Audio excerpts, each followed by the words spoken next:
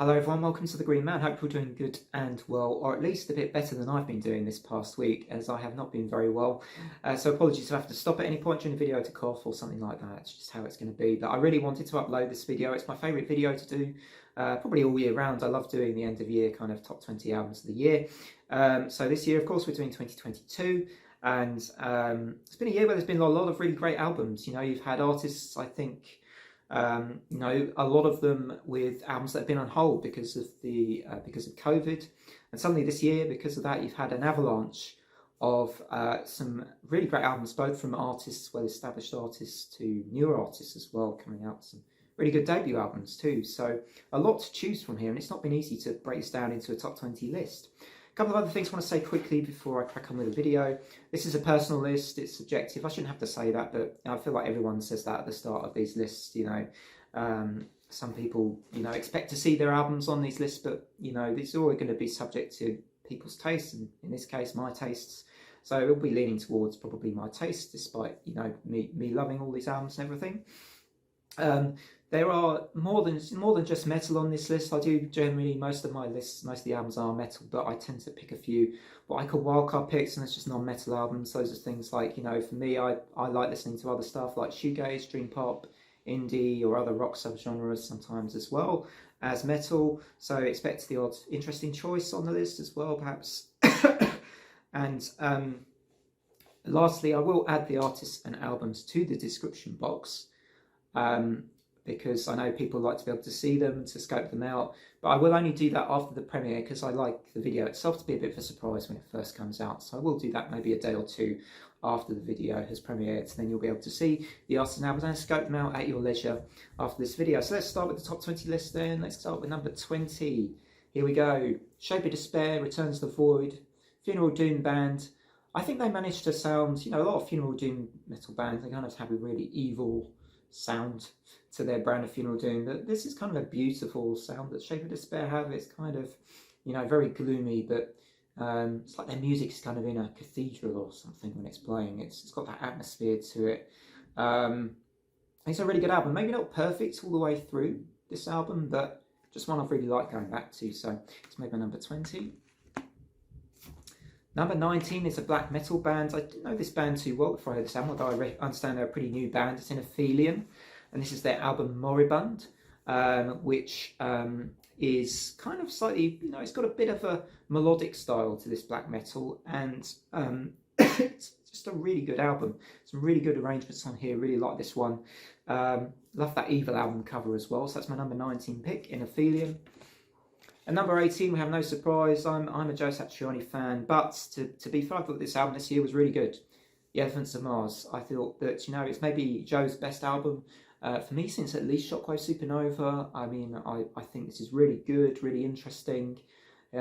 He's sort of managed to bring a different sort of exotic Middle Eastern flavour to this album, yet still retaining very much his stamp of his style of guitar technique as well. But I just really enjoyed this. I think probably his best, maybe even his best going back to as far as albums since Crystal Planet or something like that. But yeah, just a great album from Joe this year. Elephants of Mars, number 18. And number 17, we have Aethereus Leiden. Now, the guys from this band, when I did the review for this album, this is a technical death metal album, a couple of guys from the band commented on the channel, which was fantastic. I think we had Kyle and Ben, if I remember correctly. Yeah, great to get that, you know, good job it was a positive review as well, perhaps, when bands are watching your reviews and stuff. But yeah, great stuff, and a great album.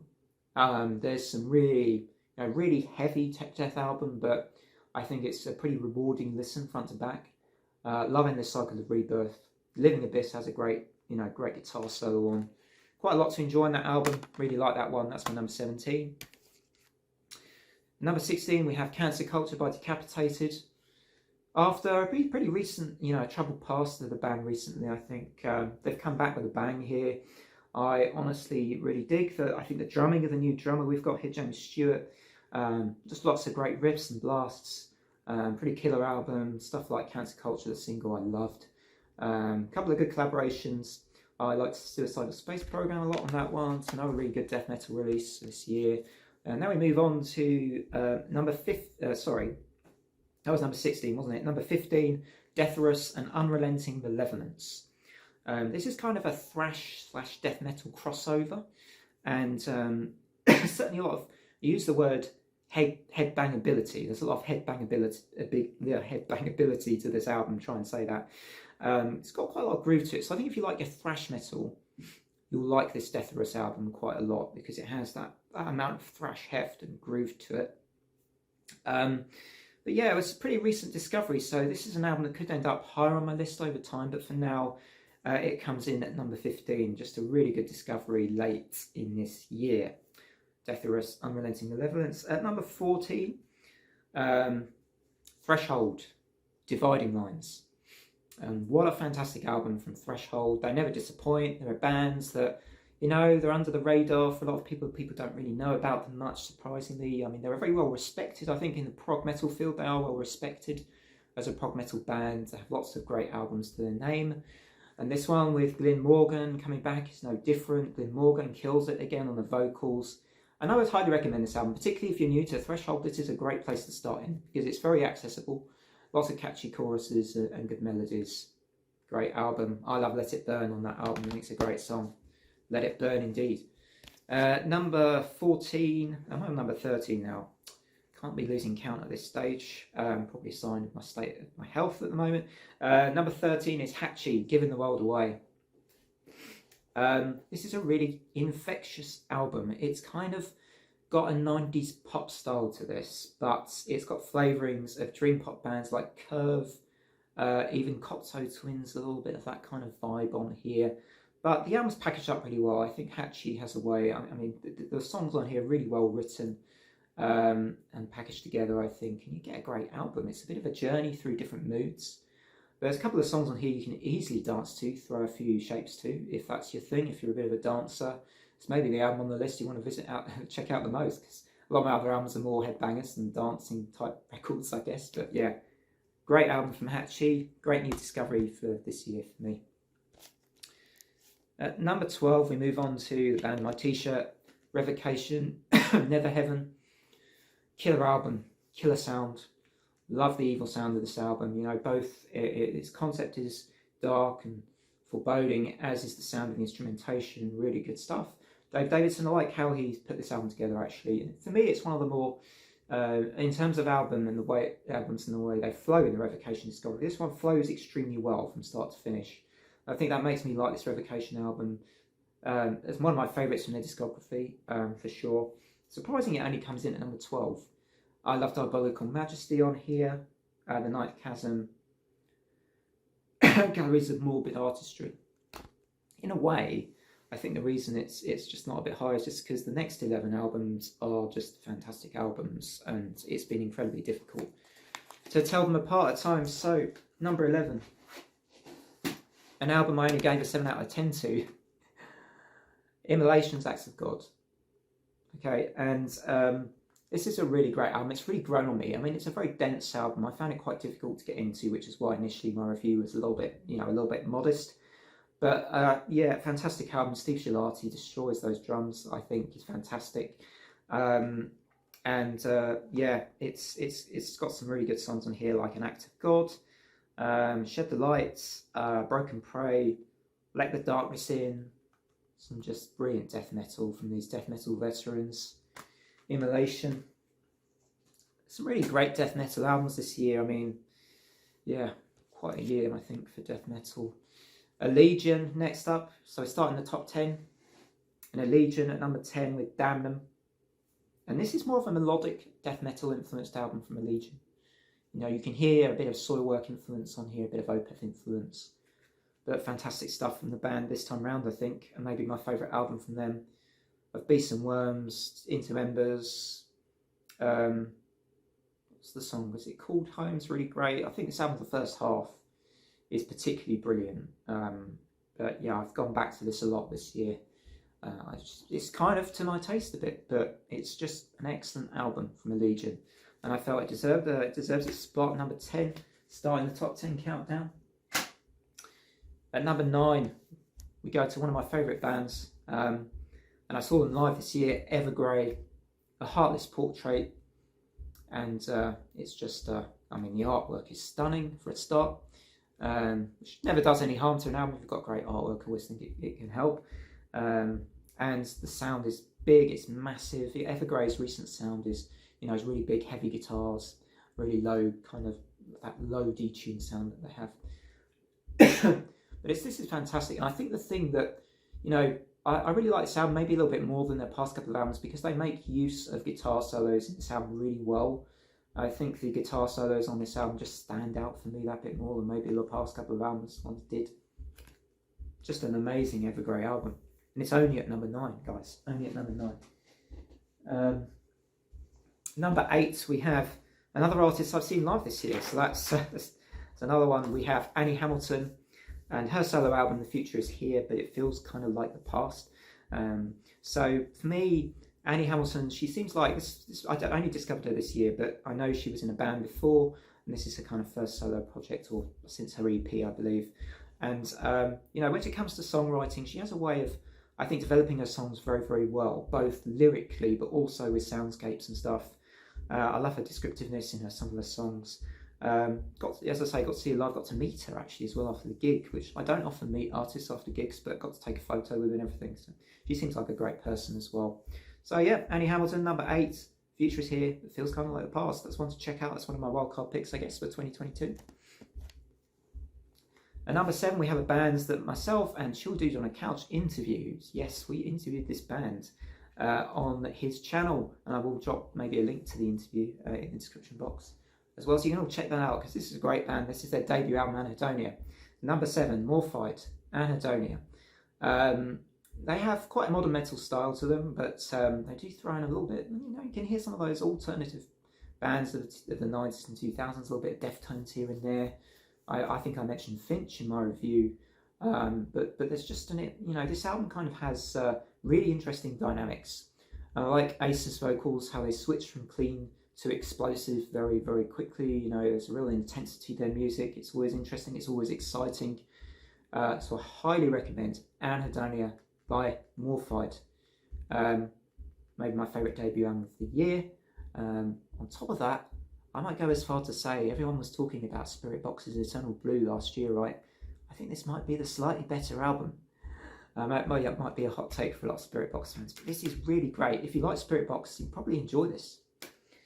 Anyway, let's move on. Number 6 is False Light by White Ward. Atmospheric black metal, but I guess, you know, this band, they have a sort of, this album is very cinematic. You know, its approach is to this album as a whole, I feel. Kind of jazz fused atmospheric black metal is what I've noted down here. I mean, you've got to love, I love the opening track, Leviathan. Closing track, not the closing track, False Light, which is kind of like the closing epic to the album, is also fantastic. And this Ukrainian band deserve all the love that they get. It's a fantastic album by White Ward. Go buy it or listen to it, even if you haven't already. It's really brilliant. Top 5 time. Number 5, Closure Continuation by Porcupine Tree. Just doing what they do best, really. I mean, there's some great tracks, both mixing up the mellow side of Porcupine Tree with the more focused, complex, psychedelic instrumental side as well. It's like they haven't been away, as I said in my review from the music. They just got together and really put out a fantastic album here that I feel like fits well amongst their great discography of classics that they have. You know, Dead Wing and In Absentia, Fear of a Blank Planet. This deserves its place on the Pantheon alongside those. I think personally that might not be what everyone thinks, but love this album. Number 4. This album, so I rediscovered this band recently because I hadn't listened to them for quite a long time, until Dark Horse Discs brought me back to them, especially for the album Promised Land, which revisited with Chill Dude on a Couch and JC Rock and Metal Reviews. And this is the album Digital Noise Alliance by Queensryche at number 4. And I was totally blown away by this album, really blown away by how good this was. And I couldn't believe how good this band sounds so long after this. You know, they've been around for such a long time. how many bands sound this good after 40 years or so? It's just unbelievable. Todd La Torre, the newer singer, obviously I hadn't really heard him, but he's injected something, I think, into Queensryche here. I need to listen to their other recent albums with him. This is sensational. You know, songs like Lost in Sorrow, Behind the Walls, Realms, Queensryche, killing it. They just killed it this year. That's one for all your... If you're Queensryche and you haven't listened to them for a while, you don't want to check out the new stuff, well, you're missing out, frankly, with stuff like that coming out. At number 3, this will be no surprise, these guys are on my list. I love them and their music a lot. And 3 albums so far, 3 hits. It's, of course, always with Blue Rev. Brilliant album for me. This is a shoegaze dream pop band, if you don't know them. They put out pretty short, sharp, snappy hits and do so very effectively, but with interesting nuances and more complexities to their music than you may at first hear. Their sounds, and I think Molly and Alec are fantastic. Kerry McLennan on the keyboards as well, always making, adding some interesting elements of her own to the music on this album as well. Really, really fabulous album from Always, who never disappoint for me, or haven't disappointed so far with all their releases. Great stuff. Always, number 3, that was maybe predictable. I did give them a 9.5 on my review, so they're always going to be very high up on this list. Next up at number 2, runner-up for this year, and this could easily be number 1 on another day. Really found it difficult to decide. This is Overgiven Hairton by Soilwork, and in a way, the passing of David Anderson makes me want to put this number 1, but there's just one album that I still keep going back to. I just think just wins by the finest of margins. I still slightly think I prefer my number 1 pick, but it's so difficult to decide, but I've decided. So number 2 is Overgiven Hairton, just a great Soilwork album, their best for me, probably since Living Infinite. I love that album as well. This has a bit of a Living Infinite, I think, style at times, but it's just really well put together. It just sounds great as a kind of front to back album, a little bit more, you know, as Living Infinite was a double disc, and this is just kind of has a bit of a, you know, what's the word, finiteness to it. It just feels very complete, and it's brilliant. Such a shame about David, but so we move on to number 1. My number 1 album of 2022 is Persephone, Metanoia. Wonderful prog metal album here. I do like my prog metal, so always, you know, you tend to find, I think I choose quite a few prog metal albums, so I just love prog metal, but this is brilliant. This is brilliant. Kind of starts off with a very death metal sound, but they kind of get more atmospheric and proggy as it goes on. But I think what they do so well, and what I love so much, is that there's, yes, lots of build-up moments, but you get payoffs. And the climactic moments for each of those build-ups is brilliant on this album. It's an album of great climaxes. Highly recommend. And yeah, it's my album of the year for 2022. So thanks everybody so much for watching the video. I really appreciate all your likes, subscribing, everything. It really supports the channel, really motivates me to do more. But otherwise, from me, until the honourable mentions, which will be coming soon on the channel as well, take care everybody. Bye for now.